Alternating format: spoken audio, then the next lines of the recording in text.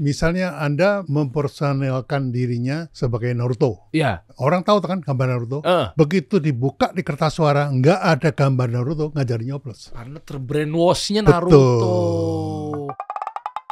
Kita kasih solusi. Halo Pak Bi, guru saya. Akhirnya mampir juga. Lagi dan lagi nih. Salaman dulu ya. Lihat dong, saya sudah menjadi advocate dan evangelisnya Pak Abi belum? Pak Abi, saya mengharapkan Anda di sini. Kenapa? Karena sekarang isunya kan pemilu. Siap. Bukan politik praktis, catat teman-teman yang mau kita bahas, tapi betul-betul dari sisi personal brandingnya, dari sisi campaign-nya yang kita harus sama-sama belajar edukasi. Karena lagi-lagi nih edukasi ya, tahun 2004 Pak Abi sukses membawa SBY-JK menjadi presiden dan wakil presiden. Iya. Dengan slogan ya berarti Pak Bi ya, bilang bukan tagline ya, bersama kita bisa. Betul.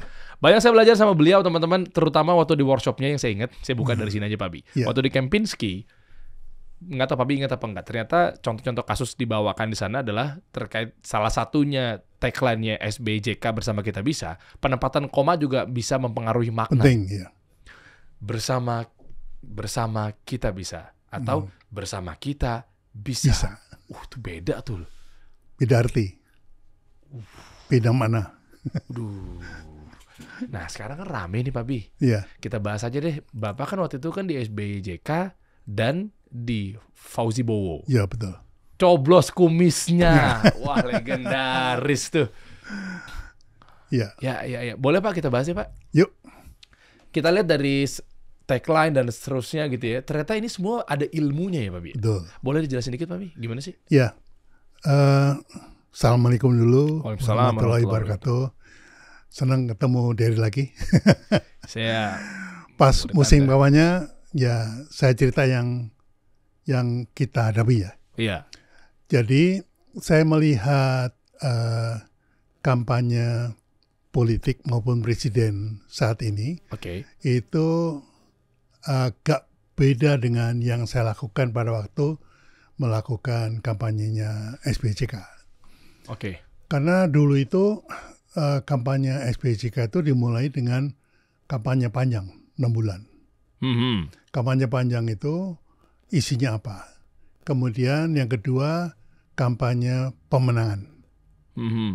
Yang ketiga saya bagi adalah kampanye brainwash campaign namanya. Ternyata ada 3 elemen itu ya? Iya, dan memang itu ada strateginya, seluruh dunia begitu caranya? Nggak begitu sih. Itu pengalaman saya dari nge-branding produk. Tapi ini karena ini orang, maka diperlukan 3 tahap itu. Yang tahap pertama adalah kampanye kompetensi, kita bilangnya. Sama 6 bulan itu digelarlah kompetensi dari masing-masing calon. Misalnya Pak SBY, tokoh reformasi ABRI zaman itu. Terus reformasi, terus doktor, segala macam. Jadi secara tidak sadar masyarakat itu mencatat kompetensi-kompetensi itu. Nah, kemudian setelah itu yang kedua adalah kompetensi kampanye pemenangan. Ya, itu 1 bulan kalau zaman dulu, sekarang 2 bulan ya. 2 bulan itu dia udah tahu musuhnya siapa. Jadi kompetensi yang mana yang cocok buat melawan pesaingnya.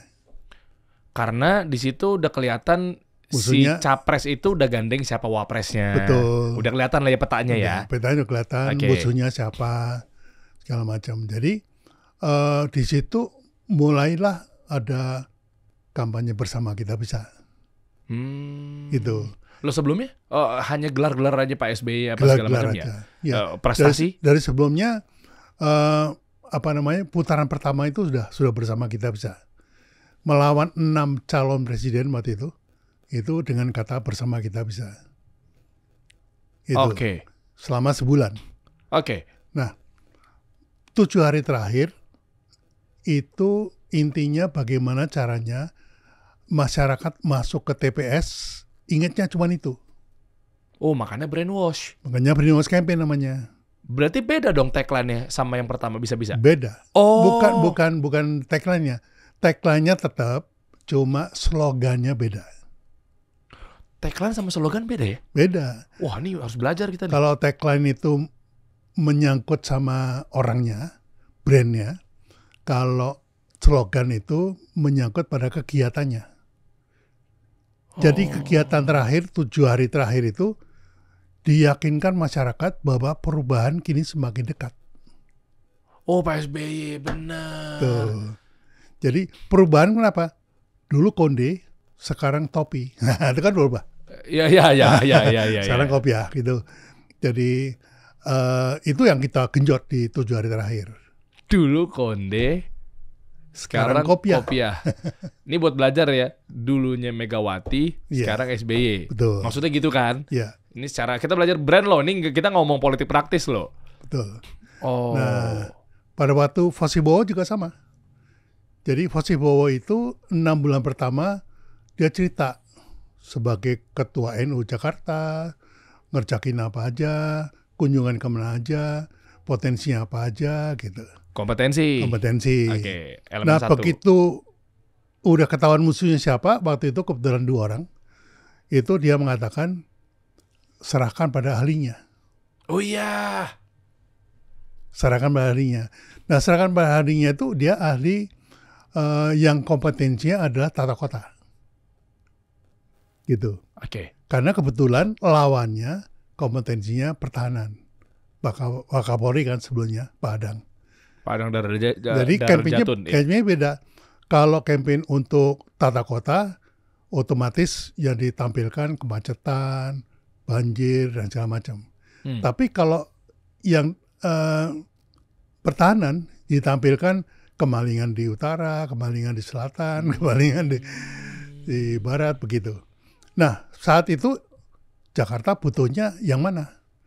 Ternyata yang relevan itu banjir dan macet. Oh iya, pada saat itu. Sehingga kita bikin campaign serahkan pada ahlinya, itu ahli tata kota. Dan 7 hari terakhir itu brainwash campaign-nya adalah coblos kumisnya. Karena di gambar suara itu yang punya kumis ternyata cuma Fosibowo. Jeli juga Anda, Pak. Kalau saya kecepatan sebulan sebelumnya 4-4-nya berkumis. Oh. Karena numbuhin kumis kan cuma sebulan, Pak. Oh iya. Pakai pensil bisa tebel. Iya, berarti nyaru tuh, gagal tuh kampanye kalau coblos kumisnya dari awal. Iya. Kalau kecepatan gagal. Saya agak lompat dikit, Pak Bi ya. Ya. Artinya kan ini juga bisa dipakai kepada sebuah brand, produk, apa segala macam. Ya. Dengan tentunya saya singgung isu tentang pemilu apa segala macam itu untuk memantik kita semua biar melek gitu ya. Bahwa ini pun juga kalau kita mau launching produk, kita mau campaign sesuatu, ya kan, itu kan di branding dulu tuh. Iya, mungkin ini nyambung nggak? Lebih sederhana. Karena topik kita personal branding kan tadi. Personal branding, ya. Oke. Kalau personal branding itu orangnya bisa kita bentuk. Kita robah. Tapi kalau produk nggak bisa dirubah. Tengah jalan, ganti rasa nggak bisa. Iya. Ya kan.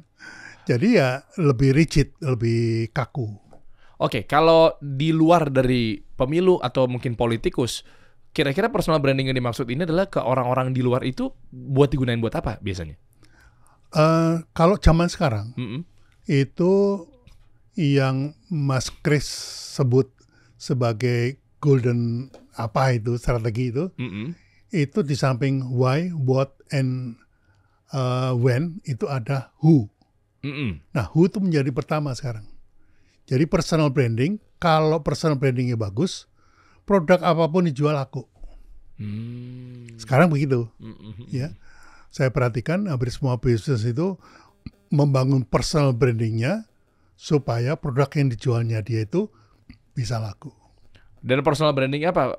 Ada datanya nggak Pak Bi? Kira-kira berapa besar yang memang diminati? Misalnya dia ini edukator, atau dia ini inspirator, atau dia ini apalah konten kreator, atau gimana tuh? Nah, itu maknanya. Jadi seperti saya misalnya, saya kan copywriter, saya kan ilustrator, saya kan storyboarder, saya kan sutradara, saya kan editor, saya kan yang menciptakan idenya. Nah, kalau ini semuanya satu persatu, berapa lama saya akan dikenal sebagai makna itu? Terlalu lebar ya. Terlalu lebar. Terlalu Oleh banyak. karena itu, saya kumpulkan jadi satu. Bahwa ini dibutuhkan untuk bikin brand. Makanya saya kemudian membranding diri saya sebagai pakar brand. Atau karena anak sekarang bilangnya sepuh brand. Sepuh brand. Iya betul. Iya betul. Gitu. Oke, nyambung lagi nih berarti balik lagi ya. Tadi saya agak ngelompat sedikit biar ternyata obrolan kita ini adalah edukasinya nggak melulu tentang perpolitikan, tapi ternyata kepake juga. Betul. Ya terserah dia mau launching produk apa, si founder ini startup apa segala macam gitu ya. Makanya banyak yang konten di sosial media apa segala macam. Anyway, balik ke tagline dan lain sebagainya di pemilu gitu misalnya. Yang mau saya pelajari lebih dalam adalah ketika gini, tadi kan udah dibagi 3 tahap, cuma 1 sama 2-nya kayak agak rancu, menurut saya, Pak Bi. 1-2 jadi 1. Bedanya apa ya? 1-2 jadi 1 tagline. Oke, saya ulang Pak Bi ya, ini biar sama-sama belajar sama kawan-kawan kita nih UMKM nih. Jadi yang pertama, jadi kan 3 elemen. Tahap pertama, milestone pertama, timeline-nya adalah kompetensi. Iya, kompetensi. Habis itu pindah ke pemenangan. Iya. Habis itu pindah ke brainwash.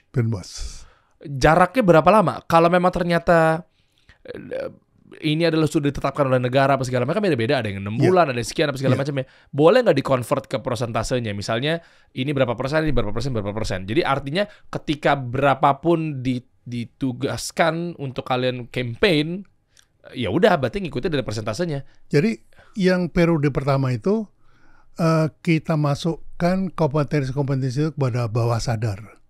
Jadi orang bisa nggak ingat, tapi dia tahu. Cuman nggak bisa verbal. Makanya kompetensi. Ya, kompetensi itu yang penting. Kalau Dery itu penyiar ria, podcaster ria gitu. Oke. Itu boleh. Tapi kalau yang namanya pemenangan, lawannya siapa nih? Untuk nantinya didebati, dijatuhi, digibahi, bukan? Bukan. Kita cari kompetensi yang tidak dimiliki oleh lawan. Akan keluar sebuah campaign, jadinya apa? Tagline kah? Tagline juga. Jadinya tagline. Serahin nama ahlinya tadi ya? Iya, betul. Nah, ketika brainwash, itu betul-betul lupakan semuanya. Masuk TPS, yang dilihat apa, yang diingat apa, coblos. Loh, sebentar. Berarti kalau ternyata brainwash dibutuhkan 7 hari, berarti kunci kesuksesannya ada di 7 hari sebetulnya? Betul. Karena di situ ada call to action. Oh, lah percuma dong kita udah 6 bulan ini. Warowiri, nggak percuma memasukkan data-data ke dalam alam bawah sadar itu penting. Oke, nah penopangnya nanti penentunya ada di 7 terakhir tadi. Karena pengaruhnya adalah nyaman nggak lu nyoblos dia. Kalau Anda punya calon, terus dia punya 10 kompetensi, ingat nggak Anda kok 10 kompetensinya apa? Nggak ingat. Enggak, lupa. Cuma yang diingat itu nyaman. Oh, nyaman itu yakin. Butuh di brainwash ya? Betul. Makanya di brainwash dengan yang ini loh, gitu. Saya jadi ingat, aduh, tapi saya nggak mau menjurus banget nih, tendensi banget nih. Ini pasti sensitif nih, gue tahu nih. Gimana ya, saya ngomongnya gini aja deh. Berarti misalnya ada yang pakai keunyu-unyuan misalnya. Salah dong kalau dikeluarin dari awal. Itu harusnya di akhir aja, karena biar tiba-tiba pas begitu masuk ke tempat pemilihan, yang ini nih. Betul. Keburu-buru dong, kecepetan dong. Jadi kayak Fosibowo contohnya kembali ke yang sudah ada ya. Coba kita bedah secara teknis ya Pak Bian. Jadi kompetensinya Fosibowo itu tata kota, manajemen, terus penguasaan lapangan, terus manajemen transportasi dan segala macam itu ada 10 atau 12 kelebihannya dia, kemampuannya dia. Nah, ketika diadukan kepada lawannya yang ahli keamanan, kira-kira ahli apa yang dibutuhkan dia? Kompetensi apa? Jangan yang sama dong harusnya. Jangan yang sama. Iya. Yang dimiliki oleh dia dan tidak dimiliki oleh pesaing. Iya. Itu yang tahap kedua. Nah, yang tahap terakhir itu sudah nggak diingat itu. Karena udah rasa nyaman. Udah menjatuhkan pilihan. Menjatuhkan pilihan. Oh, saya pilih Padang, misalnya gitu. Tapi begitu masuk TPS, dengar anak kecil-kecil nyanyi coblos kumisnya, dia tiba-tiba nyoblos kumis. Iya lagi. Nih kita detailin nih Pak, 2 ketiga nih Pak nih. Iya. Nih saya suka nih dalamin. Yang satu udah clear semua teman-teman ya. Nih sambil dicatat ya. Satu tuh udah oke, kompetensi. Kalian apa segala macamnya ada banyak, ada 10, masuk ke 2. 2 itu berarti gini ya analoginya. Nggak bisa ngalahin Christian Sugiono buat dapetin perempuan yang kita cintai nanti mau kita nikahi. Betul. Ya berarti kalau kita nggak bisa lebih ganteng daripada Christian Sugiono ya kita jadi lebih lucu. Ya, misalnya gitu. Misalnya gitu. Ya. Nggak perlu kita cuci muka sampai 17 kali sehari untuk ngejar putih gitu misalnya. Berarti kita jadi lucu tuh karena kompeten lucu nggak ada di dia. Nah, sudah gitu yang terakhir brainwash campaign-nya adalah coblos jenggotnya. Karena Christian Sugiono nggak berjenggot. Dia nggak berjenggot. Lawan saya ada jenggotnya. Yang penting di kertas suara itu visualnya apa yang dilihat. Visual. Visual. Ini kunci. Saya mau kata satu visual. Pak, kalau kita lihat yang lagi marak, kan ada yang beranimasi, ada yang tidak beranimasi, ada yang kartun, ada yang manusia. Lah kan kertas suaranya kan kagak ada kartunnya. Iya. Nah, ya itu. Bahaya dong. Bahaya. Dia pas mau masuk dicari kartunnya nggak ada. Wah, nggak jadi. Wah, gila. Misalnya Anda mempersonalkan dirinya sebagai Naruto. Iya. Wah, orang tahu kan gambar Naruto, ya kan? Begitu dibuka di kertas suara, nggak ada gambar Naruto, nggak jadi nyoblos. Waduh, karena terbrainwash-nya Naruto. Betul. Oh, gile. Ini yang bisa ngeluarin seperti ini memang betul-betul menjadi pakar branding lebih dari 50 tahun, setengah abad, Pak. Anda aja kayaknya nih, Pak. Sepuh katanya. Sepuh. Ya karena kan dari mulai permen, presiden, Anda kan di situ Pak, udah pegang itu semua. Gitu. Strajos, Indomie. Pak, anyway Indomie kan Foke, Pak Fujimowo itu kan pernah pakai. Bukan Pak Foke, Pak SBY. Pak SBY. Iya. SBY, presidenku. Ya kan ada yang bikin tuh berarti kan. Indominya saya yang bikin, tapi kampanye itu bukan saya. Saya hanya megang periode pertama. 5 tahun kemudian udah bukan saya. Nah, tapi kan DNA-nya Anda. Iya. Yang Indominya. Lah kalau bukan Anda? Loh, di Indomie kan DNA-nya udah ditentukan. Iya kan Pak Bi yang bikin. Sama dengan SBY juga ditentukan. DNA-nya itu bersama. Kita bisa. Iya, tapi maksud saya kan Indomie itu kan emang Pak Bi banget yang bikin. Iya. Tapi kok bisa ada irisannya dengan SBY presidenku gitu loh. Itu bukan saya, karena itu kok bisa? Karena begini, saya juga nggak tahu. Karena setelah periode kedua, saya ditegur sama yang staff dari Indomie. Kok Pak Bi pakai jingle Indomie untuk SBY nggak pakai izin? Saya bilang, loh itu bukan saya. Oh, karena Indomie udah melekat ke Pak Bi banget. Iya. Makanya Pak Bi yang ditanyain, karena kan Pak Bi yang bikin Indomie seleraku. Betul. Tagline-nya. Ya. Anyway, itulah pokoknya ya. Berarti brainwash itu tuh harus sesuai dengan yang ada divisualkan. Ya. Ya apapun ya, mau ini tentang sekarang kasusnya tentang pemilu yang kita sama-sama belajar atau mungkin nih personal brand lu sendiri. Waktu brainwash-nya Foke, coblos kumisnya itu nggak cuma visual loh. Tapi anak kecil-kecil di luar TPS-nya. Coblos kumisnya itu kan ya? Gue inget banget lagi. Ini kerjaan Anda juga Pak, yang sudah merusak otak saya. Coblos, kenapa tiba-tiba begini bocah-bocil nih? Iya, bocil kan nggak kena hukum kan? Iya, coblos kumisnya, coblos kumis. Iya juga ya. Ya di rumah-rumah tuh anak-anak tuh pada nyanyi coblos kumisnya. Jadi begitu bapaknya nggak coblos kumisnya, salah bapaknya. Oh iya, berarti oke gas kecepatan. Itu apa? Berbalik loh. Berbalik itu dari 36% penduduk Jakarta memilih Foke menjadi 50 sekian persen dalam waktu 7 hari. Segitu kuatnya brainwash campaign. Makanya saya lagi nunggu-nunggu nih brainwash campaign-nya teman-teman nih. Nomor 1, nomor 2, nomor 3 nih apa gitu.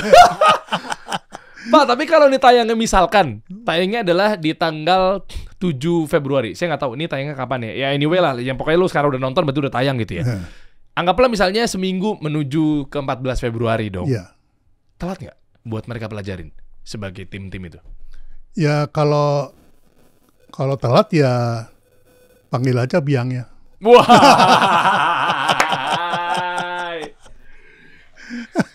Gue gak pernah menemukan call to action se-powerful ini loh selama hidup saya 35 tahun loh. Hah, ngebul kepala saya. Langsung dipakai extra joss, tau gak? Tagline-nya di call to action-nya extra joss kan? Apa itu? Biangnya kan? Iya, ini biangnya. Buat apa botolnya? Nah, gue bilang ini barusannya udah call to action kelas dewa ini. Iya. Masalahnya siapa yang botol, siapa yang biang. Jadi kalau udah telat nih udah panik, tenang ya, panggil aja biangnya. Mau pilih jadi botol atau jadi biang gitu. Nah, itu. Wow. Itu ilmunya berarti segitunya brainwash ya. Iya. Visualitatif juga, masalah kartun manusia. Iya. Jadi paham nih. Saya nggak tahu ya, saya nggak mau tendensi Pak. Dari awal ada yang konsisten pakai jas. Ya kan, karena kan foto di bilik apa sih namanya kartu apa sih saya nggak tahu tuh. Sekarang gini, kartu pemilihan lah itu kan. Kita jalan mundur ya. Ini kertas suara nih. Ada nomor 1, nomor 2, nomor 3. Siapa yang pakai jas pakai peci? Nomor 1. Tiga-tiganya pasti pakai jas pakai peci kan? Enggak, saya pikir yang sekarang ini. Kan harus yang ini, keluarnya itu kan. Ini ngomong yang di suara ya, di kertas ya. Saya pikir yang sekarang maksudnya kalau sekarang kan di kertas. Oke, tiga-tiganya. Tiga-tiganya. Iya. Nah, kenapa waktu debat ada yang pakai jaket?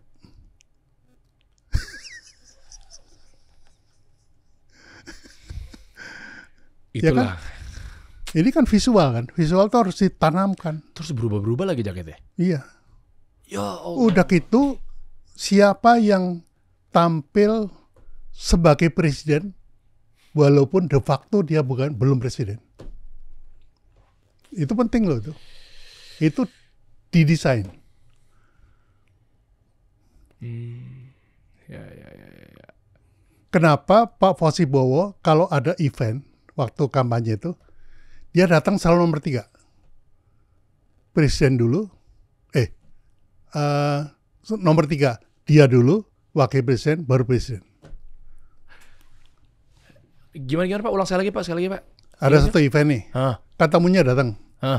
Nah, sebelum presiden datang, presiden itu terakhir, ya kan? Nah, sebelum presiden datang, wakil presiden datang. Nah, sebelum wakil presiden, kenapa gubernur harus datang? Nggak tahu, ini kan nggak paham sih. RI 1, RI 2, RI 3. Nah itu positioning. Oh, loh pokoknya nomor 3 waktu itu ya? Enggak, pokoknya nomor 1 deh kalau saya. Nomor 1. Tapi kalau untuk secara seremonial, iya, kedatangan ke nomor 3. Iya. Karena positioningnya berarti kan logikanya kan 1 lebih di atas daripada 2, betul. 2 lebih di atas daripada 3, berarti 3 deketan sama 2. Otomatis betul. Kan ini kan sepaket nih. Nah, jadi pesaingnya nomor 4. Itu semua psikologi ini. Permainan psikologi. Lo yang rancang berarti pokoknya itu Anda tuh ya? Iya. Sampai eventnya, datangnya kapan, naik apa, bajunya apa. Kayak banget dulu Bapak Abi berarti ya. Duitnya gede banget tuh. Mahal ini ilmunya soalnya. Zaman dulu. Sekarang udah gak relevan. Belum tentu lah masuk ini. Tapi sebenarnya pertanyaannya bukan masalah angkanya Pak Bi. Cash flow-nya aman gak? Nah itu dia. Bayar cash apa entar-entaran. Ini ada kata-kata yang pernah saya buat. Bayar dulu, baru beli. Itu apa ya? Polytron. Bayar dulu. Oh iya. Perubahan dari coba dulu baru beli, saya ubah jadi bayar dulu baru beli. Lah elektronik yang TV Eropa harga Jepang? Polytron juga. Polytron itu banyak. Kan saya 16 tahun pegang Polytron. Oh hotline ya? Iya. Oh iya. Lama loh itu. Agensinya Pak Abi itu. Wah agensi nomor 1 di Indonesia itu. Oh iya. Pak kalau ke SBY lagi Pak. tadi kan Anda bilang bahwa ada kompetensi pemenangan brainwash. Iya. Kenapa Anda bikin perubahan lebih dekat? Perubahan kini semakin dekat. Perubahan kini semakin dekat. Itu taruh di brainwash, sementara bersama kita bisanya kan udah nggak dipakai tuh. Iya. Itu maknanya apa ya? Kan saya mau gandengin kan visualitatif. Pokoknya kan kalau brainwash kan selain tagline, selain ya mungkin jingle, ada juga kan visualitatif sifatnya. Visual. Hubungannya perubahan kini semakin dekat sama visual apa? Itu bawah sadar orang diyakinkan bahwa akan ada perubahan. Dan itu semakin dekat. Visualnya? Maksudnya? Dari Konde ke PC. Oh iya, kalau tadi Konde ke PC itu dengan digaungkan di luaran sana, saya oke, masuk akal gitu ya. Ternyata pas saya bidik lagi lebih dalam, kertasnya suara itu kan yang juga... penting itu. Beliau nomor berapa waktu itu? Nomor 2 aja. Nomor 2. Nomor satunya? Ya, yang incumbent. Konde. Iya, Konde. Amin. Perubahan kini semakin dekat dari 1 ke 2. Wah, gile. Tapi itu dulu. Ini udah kelas. Wah. Set kan baca dari kiri ke kanan dan dari 1, 2, 3 kan. Iya. Set perubahan kini semakin dekat. Yang dekatnya kan nomor 2 ya. Iya. Cerot aja tuh. Yang mau berubah ya cerot.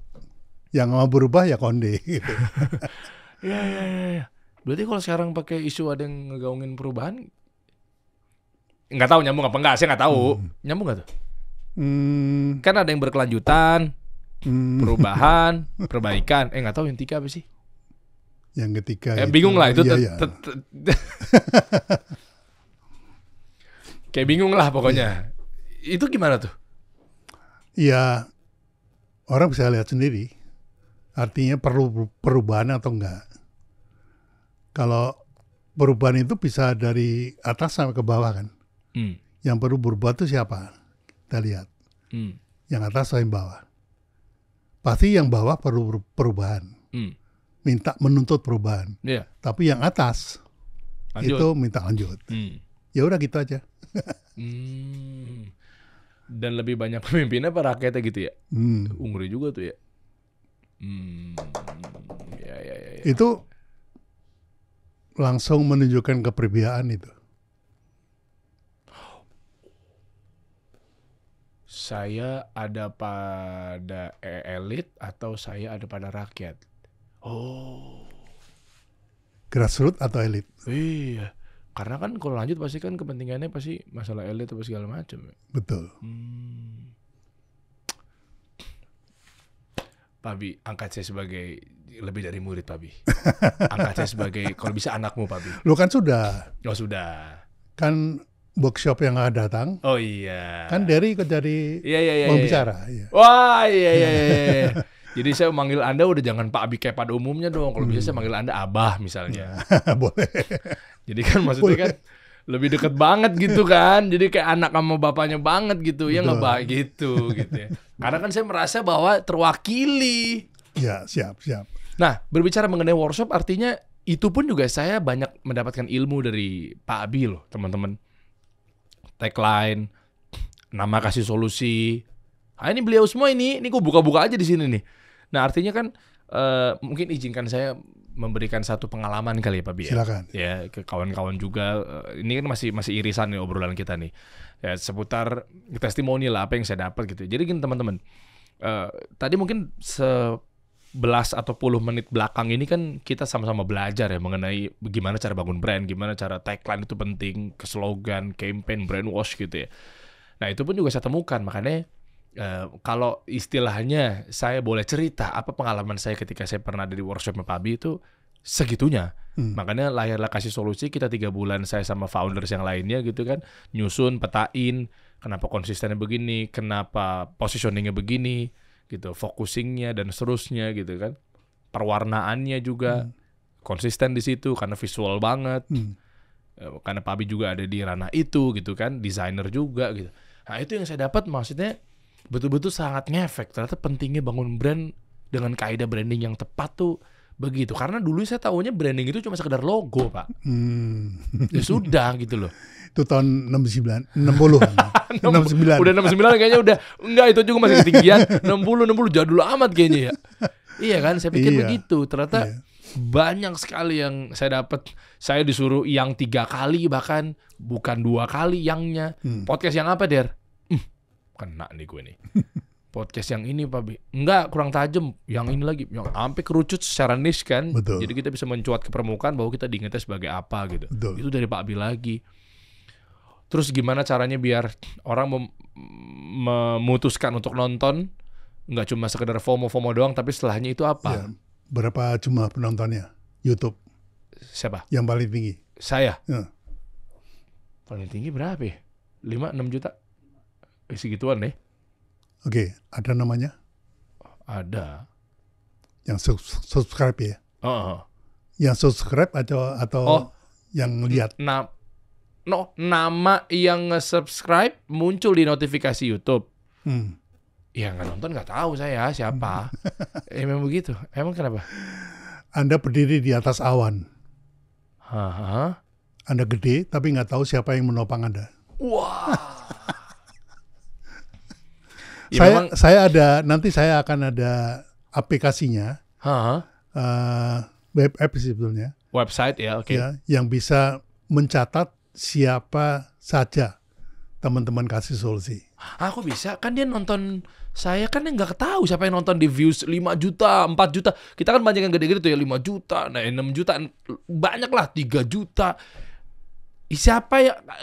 Soalnya saya orang IT mungkin saya tahu kali dalam-dalamnya. Saya buka dashboardnya, sistemnya. Tapi kan media begitu memang digital. Nah, kita main persepsi ya, karena brand adalah persepsi.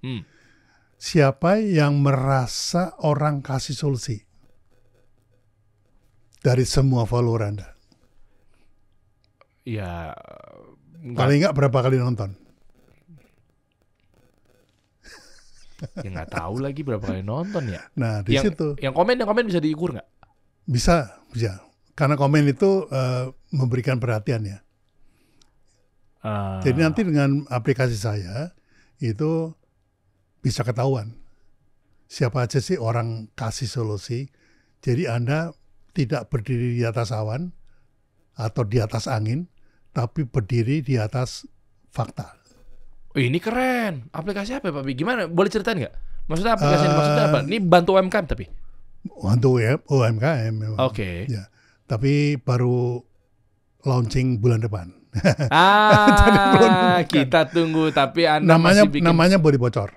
Namanya dapatkomisi.com. Woi, dari nama sudah terpanggil untuk melakukan aksi. Siapa yang tidak pengen komisi? Dapat komisi. Iya. Kalau sekarang dibuka domainnya? Belum bisa, masih beta. Tapi udah bisa dilihat. Di sini belum bisa. Belum bisa ya? Belum bisa. Berarti masih di-keep dulu ya? Nanti kita podcast lagi. Boleh, nanti kita oprek-oprek lebih dalam teman-teman. Kita jelasin ya. Teman-teman yang mau gabung. Oh, jadi mereka bisa gabung dan mereka juga bisa kebentuk komunitas misalnya? Oh iya. Kan buat brand kasih solusi itu sebuah komunitas. Malah lebih kuatnya lagi sebuah tribes. Iya. Bagi yang membela kasih solusi, bagi yang suka dengan solusi. Yang mampir nggak masuk. Wah, tuh Harley Davidson banget tuh, gitu. Tribes tuh. Iya betul. Dia akan bela mati-matian tuh motor-motornya tuh. Betul. Nah, jadi di situ teman-teman bisa bergabung sebagai produsen atau sebagai reseller atau sebagai dropshipper. Lo nggak perlu bikin produk dong? Produsen bikin produk. Bukan, si reseller ininya. Nggak perlu. Dia cukup buka toko. Oh, mereka kawin. Kita kawinin. Ini kasih solusi baru nih. Jadi produsen cuma cukup fokus di produksi saja. Reseller cukup memasarkan saja. Ya, karena faktanya biasanya UKM yang bikin produk itu nggak bisa jualan. Perlu bantuan untuk jualin. Iya lagi. Nah itu, makanya si reseller yang buka toko. Produknya dari produsen. Iya. Nanti kalau tokonya mau rame, Nah, ngangkat dropshipper yang cuma begiling. Bagiling dapat komisi. Cuma kirimin link aja dapat komisi. Asik. Iya. Namanya kuat sekali. Nanti kita bahas ya Pak ya kalau udah ada ya. Kita bahas ya nanti ya. Kita fokus lagi di sini teman-teman. Artinya kayak begini-begini kan Pak Abi juga mempraktekkan. Wajar, beliau praktisi, beliau pakar, sepuh gitu ya. Nah itu kan bisa dicontek sebenarnya ilmunya atau dipelajari ya ketika di workshop. Makanya saran saya kalau Pak Abi lagi semangat, masih sehat gitu ya. Ya alhamdulillah itu pas banget kalau memang beliau tuh buka satu workshop apa segala macam diikutin. Itu aja sih poinnya, kenapa khawatir kalau beliau sudah misalnya masih udah ogah-ogahan, udah apa segala macamnya, sayang. Memutuskan pensiun. Ya, aduh. Padahal tadi kita lihat tuh dagingnya luar biasa tuh tentang brainwash di campaign apa segala macam loh. Nah makanya kan akhirnya di bulan Februari insya Allah akan ada workshop lagi. Ya 24-25 lah. Itu saya minta Derry sama Dion sebagai pembicara juga. Kenapa saya Pak? Karena dari semua murid yang paling aktif menghubungi saya, yang paling aktif bertanya melalui podcast, itu Derry. Iya karena memang saya nggak tahu, saya belajar, saya tanya. Nah belajar itulah kesiapan yang kita tidak sadari menjadi matang. Agak beban ya tiba-tiba diajakin ngisi workshop habis, lalu gue ngomong apa Pak di sana Pak? Haho. Marketing transformasi dari marketing 1.0 ke 4.0. Pak Abi jadi nonton konten saya gitu Pak, makasih Pak. Ya saya belajar kan dari Bapak juga, saya dapat ilmunya. Nah makanya dari semua murid saya, dari ini yang paling panjang perjalanannya. Ya ikut workshop, ya baca buku, ya audiobook, yang macam-macam. Sehingga bisa membagikan kepada orang lain. Ya, yang benar gitu. Kalau baginya dioplos ya, sorry ya. Dioplos. Iya memang, menurut saya Pak Abi itu orangnya memang betul mengayomi, ya kan, bimbing. Makanya saya pelajarin lah semua dari mulai online Pak Abi. Ya kan, bisa bikin brand, saya ikut.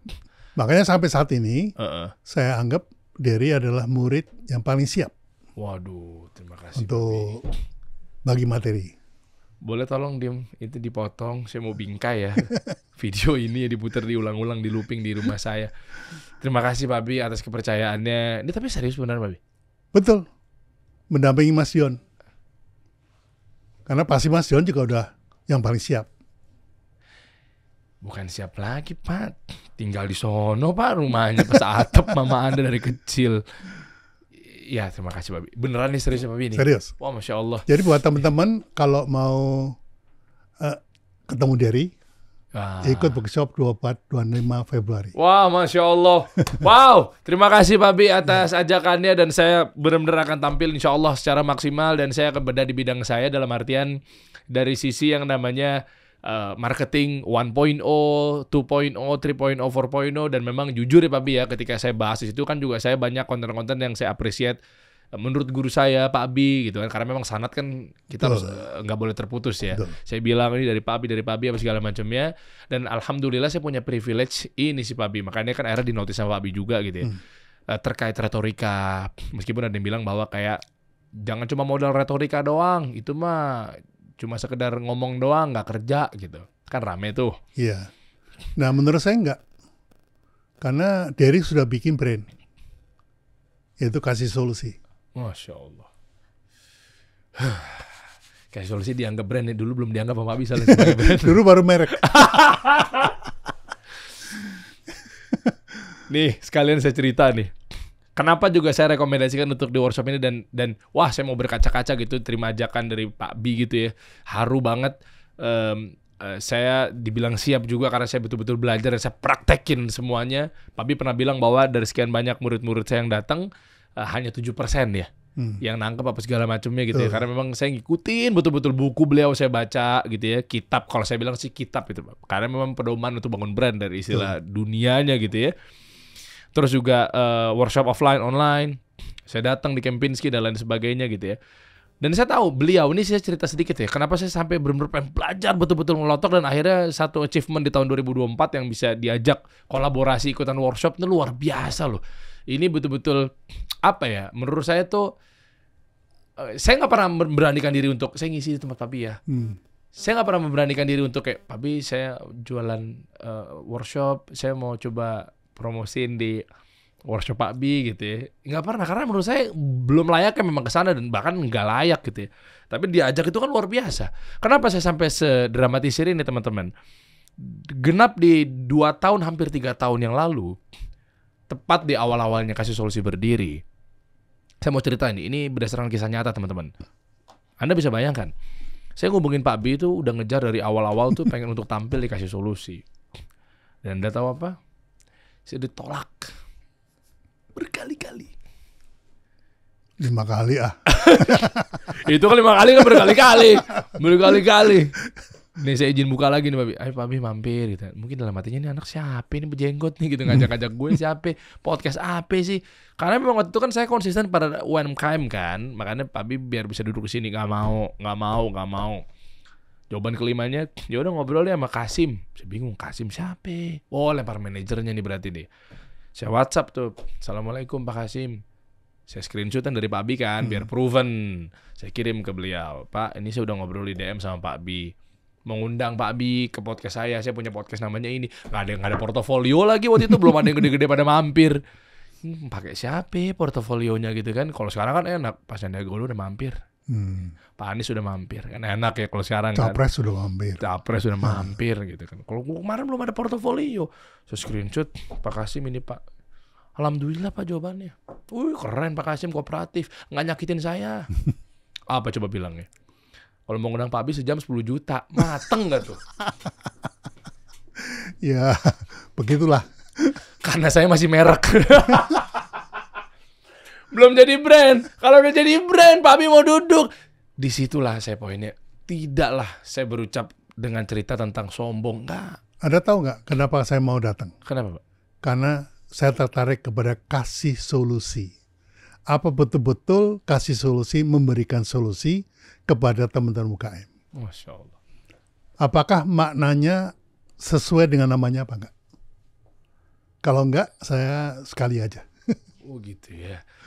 Oh itu nih Papi baru cerita nih. Oh iya, dari nama maksudnya apakah ada hubungannya dengan sudah memenuhi syarat minimal call to action minimal? Apakah cuma ngomong-ngomong? Apakah proven? Lah kan saya nyontek dari Papi cara bikin namanya. Minimal itu dulu, yang nggak tahu lo berjalannya kan saya penting dapat dulu. Nanti pokoknya saya kasih tahu bagaimana cara memberikan solusi pada teman-teman. Wah, ya. Nah itulah makanya nyambung.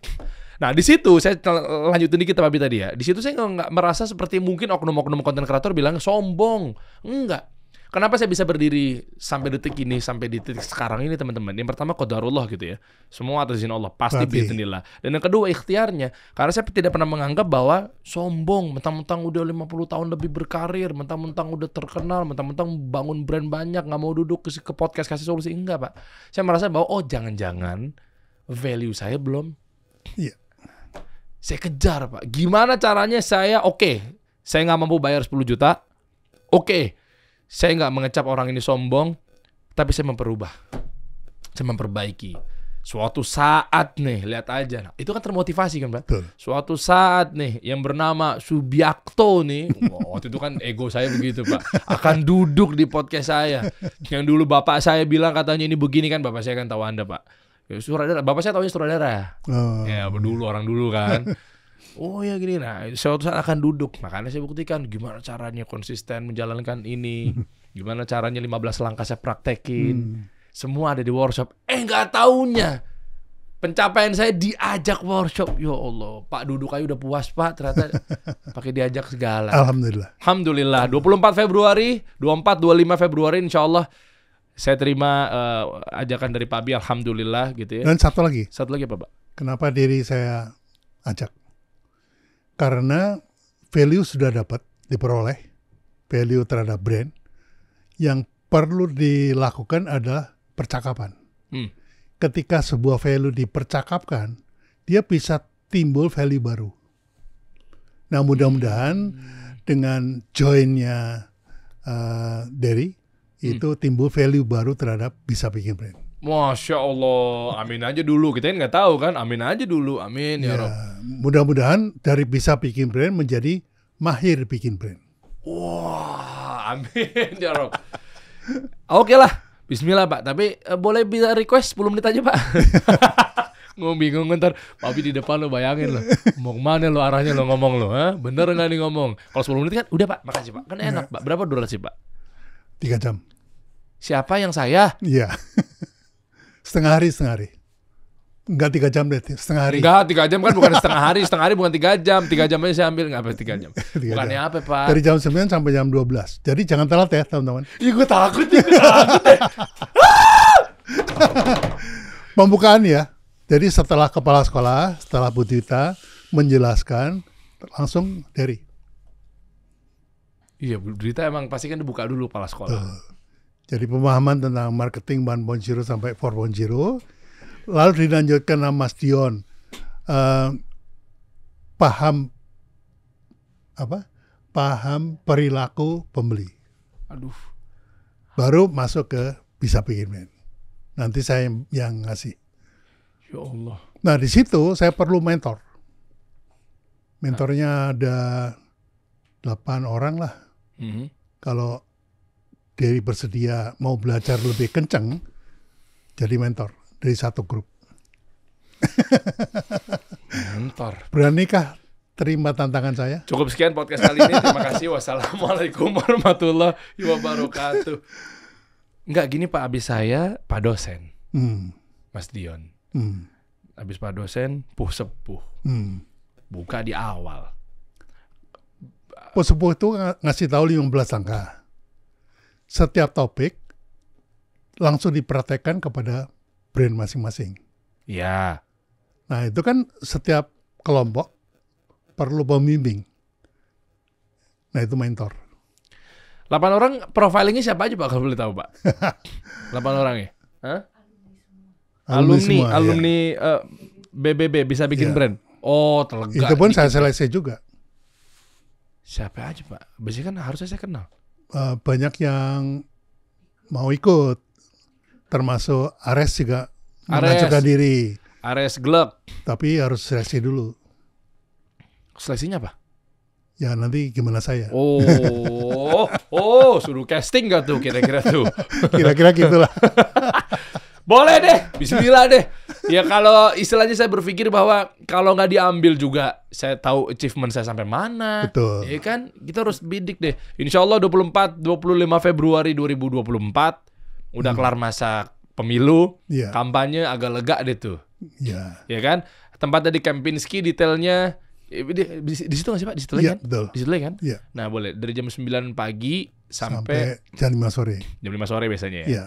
Nah itu banyak nih pengalaman saya lagi, saya tambahin lagi ya. Pak Bi itu kan kadang pakai studi kasus yang pernah dijalankan apa segala macam ya. Nggak nyesel teman-teman ada di sana. Kenapa? Karena saya berkali-kali ikut. Bahkan saking saya penasarannya saya bayar lagi yang buat yang di Citos tuh apa namanya Bu Dwita di bawah tuh. Konsultasi khusus itu apa namanya tempatnya? Mula. Kan saya kejar lagi tuh di situ karena konsultasi. Nanti ada konsultasi juga Pak. Private. Bukan mentoring itu. Jadi program mentoring. Kalau masih belum puas, silakan konsultasi. Masya Allah. Bismillah, teman-teman. Suatu pencapaian juga sih. Jadi kesimpulannya adalah workshop Pak Bi, tentunya Bisa Bikin Brand ya. 24 sampai 25 Februari 2024. Berarti pematerinya ada 3 Pak Bi ya? Iya. Ada Pak Bi. Mentornya 8. Mentornya 8. Pak Bi, Mas Dion. Saya. Gila gue ngapain gue dah. Ya Allah ngomong saya pede banget gue. Ngapain gue ngomong Pak tapi yang itu aja Pak ya. Iya itu aja. Marketing 1.0, 2.0 saya tajamnya cuma di situ doang. Iya. Gue mau ngakuin daripada orang dari 15 dipilah-pilah terus bikin workshop. Gue mau ngakuin cuma atu. Iya yang gue tajemin. Ada yang 15 langkah diambil terus tiba-tiba dipilah-pilah dipotong-potong. Iya dipotong-potong. Dibikin workshop sama dia. Posisiin sendiri. Kalau saya mah apa adanya saya ngakuin orang. Ya udah akuin. Ilmu saya butuh perjalanan panjang. Saya terima tahunya tentang marketing yang berevolusi itu ya sudah. Jangan buru-buru. Makasih Babi. Ini baru nih, guru benar. Jangan buru-buru. Karena time will tell. Wow. Waktu yang akan menjawabnya nanti. Betul. So teman-teman, alhamdulillah dapat 3 jam kita manfaatkan sebaik-baiknya. Kalau memang teman-teman mempercayai saya gitu ya, tentang mengisi gimana caranya mungkin memudahkan atau dapat retorika khusus mengenai mentafsir 1.0, 2.0, 3.0 karena memang perubahannya antara target market ke target behavior ya Pak Bi ya. Nanti Derry juga boleh bertanya tentang behavior dari pembeli ke Mas Dion. Oh iya, iya. Cakep tuh. Itu. Mas Dion juga nanti ngeluarin pinball juga kali ya? Iya. Neuroscience juga ya? Lebih dalam. Saya favorit banget tuh materinya Mas Dion tuh.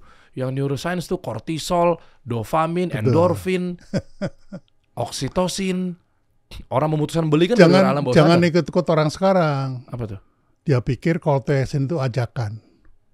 Padahal bukan. Wah, iya benar. Saya kebuka tuh pas kemarin saya ikutan tuh. Iya. Ayo teman-teman beli sekarang juga. Ayo teman-teman sisa 4 lagi gitu kan. Itu kan call to action yang difahamin yang sekarang masih salah jalur kan. Tapi ternyata ikutan deh materinya Mas Dion nanti deh. Keren. Ya, tentang neuroscience ternyata orang tuh harus dipacu untuk marah lalu cinta kan. Iya. Sesimpel itu. Nah tafsirannya ntar contek deh tuh dengan hormon-hormon yang tadi tuh. Karena orang memutuskan beli tuh gara-gara alam bawah sadar disenggol ya. Betul. Detailnya kayak gimana kita bantu teman-teman, langsung klik aja nih untuk pendaftarannya. Karena biasanya tuh kalau udah kayak begini nih padet banget pasti yang ikutan nih. Di Pak Abi full biasanya kan. Dan Kempinski juga kan nggak banyak ya Pak Abi tempatnya ya. Cuma 50. Cuma 50 nih. Kita taruh di deskripsi di bawah. Teman-teman tinggal klik aja ada link yang udah kita siapkan. Masuk di situ, daftar sekarang juga gitu. Karena ya kita nggak tahu nanti Pak Abi mau ada yang berikutnya lagi di tanggal berapanya kan. Mungkin habis Lebaran. Mesti jauh lagi tuh, ya kan April lagi. Sementara kan bisnis nggak bisa nunggu. Nah, revenue nggak bisa ditahan, cash flow juga nggak bisa dientar-entarin tuh, bahaya tuh ya. Ada yang mau tambahin Pak Bi di sini di ujung obrolan? Cukup karena workshop itu terdiri atas 3 hal sebetulnya. Oke. Yang pertama mindset. Jadi mindsetnya harus benar dulu. Cara berpikirnya terhadap bisnis itu harus betul. Makanya harus tahu marketing 1.0 sampai 4.0. Oh ya. Terus kemudian harus tahu pasar. Oke. Itu skill set. Ya, skill itu termasuk mengetahui pasar, kemudian copywriting yang tepat bagaimana, terus tagline yang tepat bagaimana. Kalau mau bikin filmnya harus gimana, itu ada di skill set. Oke. Nah, yang tool set bulan depan saya launching bareng sama Derry. Oh iya, makanya skill set, tool set. Iya. Iya kan? Jadi mindset udah bener, skill setnya dikuasai, tool setnya disiapkan. Wih, sat. Sat. Wih, kayak yang itu tuh. Kayak yang jaketnya berubah-berubah tuh. Kamu juga berubah-ubah. Oh iya. Kemarin hitam, sekarang ini yang premium nih, bisa bikin brand yang kali ini. Nanti teman-teman dapatnya yang ini. Iya. Yang marun yang ini ya. Marun. Cakep. Kalau Anda merasa diri Anda juga mengupgrade brandnya dan juga sudah terdata bahwa menjadi murid Pak Abi, Anda harus pakai. Yang mahal tuh yang ininya sebenarnya. Workshopnya emang murah. Lu bener teman-teman. Nih gue kasih tahu ya, berapapun harganya di situ mah murah. Nggak sebanding sama pengalaman dan ilmunya Pak Abi. Ininya ketika ketemu di mall, alumni nih. Meeting sama klien. Yeah. Makanya Pak Abi tahu nggak kenapa saya cepet closing? Saya pitching sama klien saya pakai jaket ini Pak. Tuh klien-klien nih yang di meja nih. Makasih Pak Abi ya. Siap. Kita kasih solusi.